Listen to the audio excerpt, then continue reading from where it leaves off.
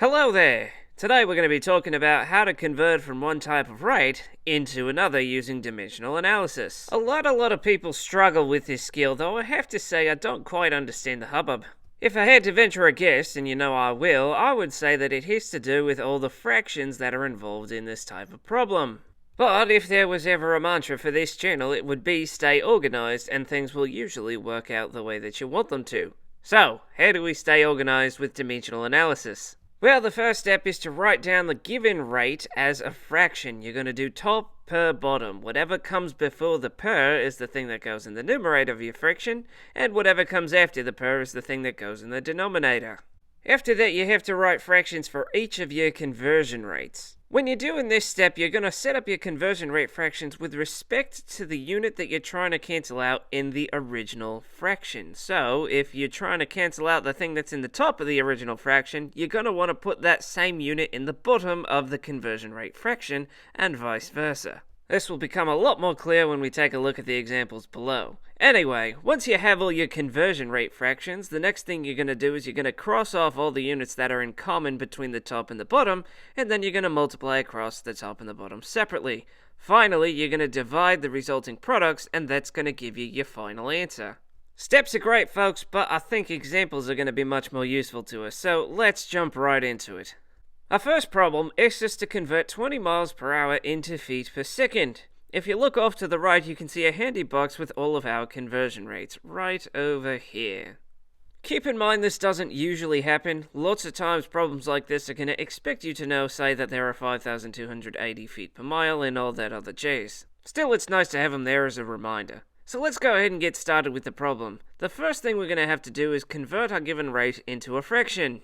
Here the rate is 20 miles per hour. So remember, it was top per bottom. This means we're going to have 20 miles over. And then since we didn't have a number with hours, we're just going to put the number 1. So there's our rate as a fraction.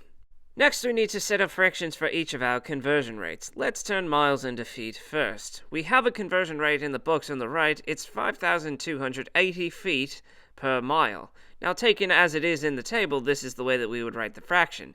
But we could also write it as 1 mile over 5,280 feet. While these are both technically correct, we're only going to want to use one of them in the context of this problem. Since miles was in the top of our original fraction, we're going to want it in the bottom of our conversion rate fraction. So we'll choose the one on the left like so. Now to turn hours into seconds. We don't have a direct conversion rate, but we do have minutes into hours. Since hours was in the bottom of the original fraction, we want it in the top of its conversion rate. There are 60 minutes per hour, so we're going to set up this conversion fraction as 1 hour over 60 minutes. Again, we wanted seconds here, so we're going to have to turn minutes into seconds. We have a conversion rate for that in the box as well. Since minutes was in the bottom of this fraction here, we'll want it in the top of its conversion rate fraction here. That is going to be 1 minute over 60 seconds. Right, so the remaining steps are cross off the common units, multiply across, and then divide. I see miles in the top and the bottom of these two fractions, hours here and here, and minutes here and here. Notice that the only two units we have left over are the ones that we were looking for, feet and seconds.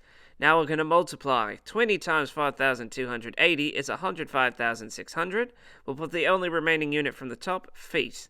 60 times 60 is 3,600, and that's going to be seconds. When we do our division out, this is going to give us something approximately equal to 29.33, and then the unit that we wanted here, or rather the rate, is feet per second. And that's it. We went and turned 20 miles per hour into 29.33 feet per second. There's one thing I'd like to point out before we move on to our second example. You'll see from this problem that we had a direct conversion rate to go from miles into feet. We did not, however, have a direct conversion to take us from hours into seconds.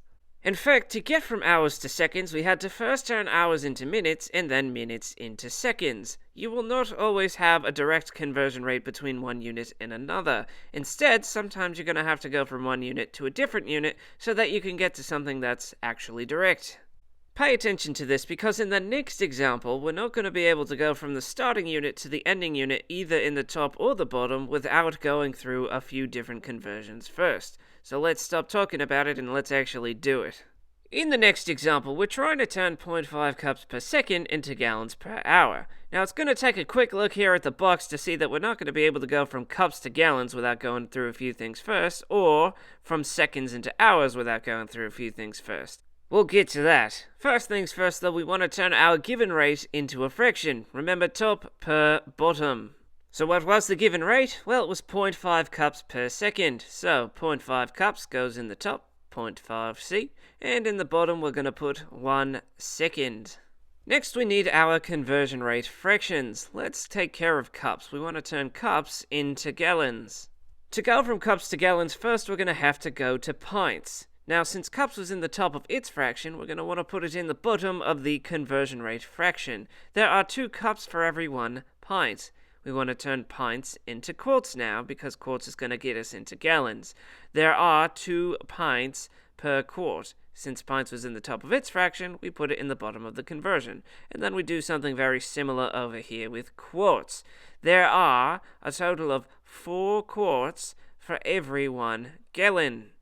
So a lot of work, but we were able to get there eventually. Next, we're going to want to turn seconds into hours. We have to do this by first turning seconds into minutes and then minutes into hours. Since seconds was in the bottom of the original fraction, we'll put it in the top of its conversion fraction. There are 60 seconds in every 1 minute. We want to turn minutes into hours now.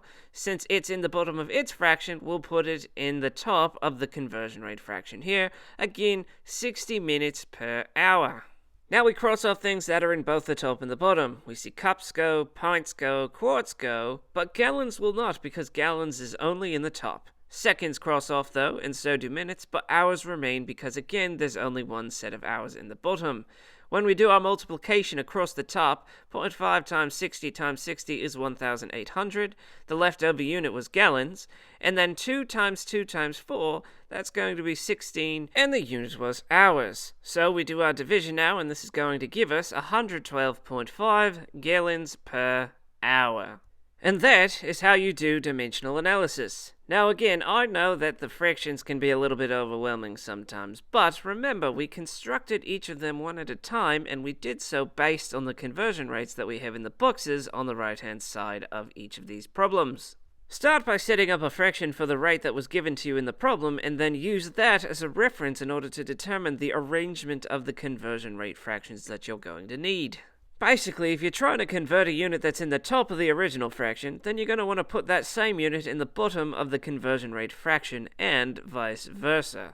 Also know that sometimes you're not going to be able to go directly from the unit that you start with to the unit that you want at the end of the problem. Sometimes you're going to have to turn it from one thing into another, like we did with seconds and hours, and like we did with cups into gallons. Like with everything else, you're going to need to take some time and practice with this before it actually makes any sense. Trust me, once you're in the thick of it, it's going to become routine. You just have to give it a little bit of time. Alright? And on that largely positive note, I think I've left you guys with all the information that you need in order to be able to tackle dimensional analysis problems. Thank you for coming, and we'll see you all next time.